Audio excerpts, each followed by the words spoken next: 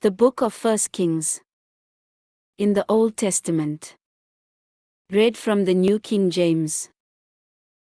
1 Kings chapter 3 verse 1 through 28. Now Solomon made a treaty with Pharaoh king of Egypt, and married Pharaoh's daughter. Then he brought her to the city of David until he had finished building his own house, and the house of the Lord, and the wall all around Jerusalem. Meanwhile the people sacrificed at the high places, because there was no house built for the name of the Lord until those days. And Solomon loved the Lord, walking in the statutes of his father David, except that he sacrificed and burned incense at the high places. Now the king went to Gibeon to sacrifice there, for that was the great high place. Solomon offered 1,000 burnt offerings on that altar. At Gibeon the Lord appeared to Solomon in a dream by night. And God said, "Ask. What shall I give you?"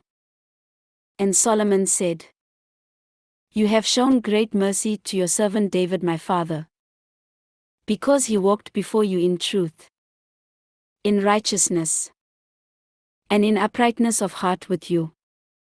You have continued this great kindness for him, and you have given him a son to sit on his throne, as it is this day. Now, O Lord my God, you have made your servant king instead of my father David. But I am a little child. I do not know how to go out or come in. And your servant is in the midst of your people whom you have chosen, a great people, too numerous to be numbered or counted. Therefore give to your servant an understanding heart to judge your people, that I may discern between good and evil. For who is able to judge this great people of yours?" The speech pleased the Lord, that Solomon had asked this thing. Then God said to him, "Because you have asked this thing, and have not asked long life for yourself, nor have asked riches for yourself, nor have asked the life of your enemies, but have asked for yourself understanding to discern justice. Behold, I have done according to your words. See, I have given you a wise and understanding heart, so that there has not been anyone like you before you, nor shall any like you arise after you. And I have also given you what you have not asked, both riches and honor, so that there shall not be anyone like you among the kings all your days. So if you walk in my ways, to keep my statutes and my commandments, as your father David walked, then I will lengthen your days." Then Solomon awoke, and indeed it had been a dream. And he came to Jerusalem and stood before the ark of the covenant of the Lord, offered up burnt offerings, offered peace offerings, and made a feast for all his servants. Now 2 women who were harlots came to the king, and stood before him.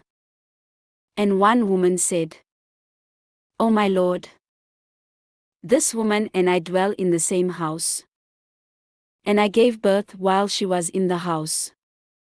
Then it happened, the 3rd day after I had given birth, that this woman also gave birth. And we were together. No one was with us in the house, except the 2 of us in the house. And this woman's son died in the night, because she lay on him.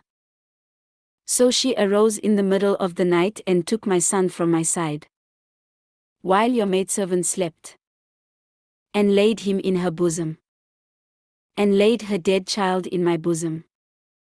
And when I rose in the morning to nurse my son, there he was, dead.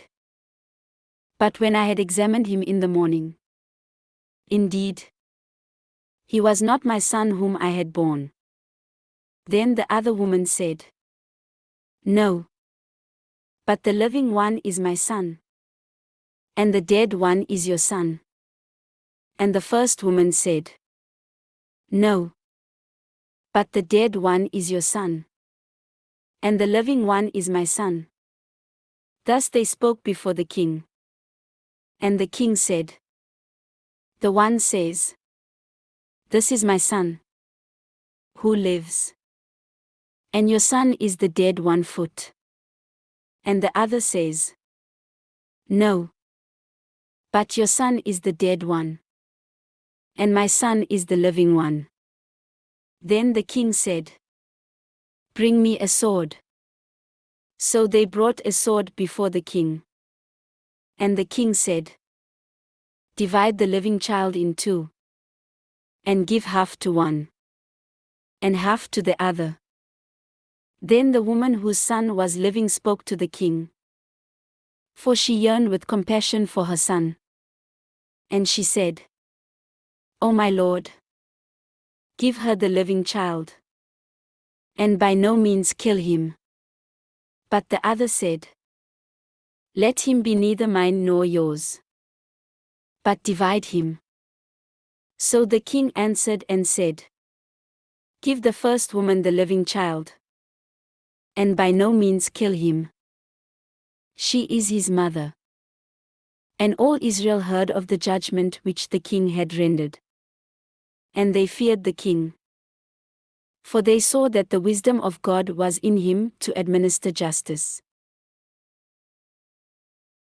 This ends 1 Kings chapter 3.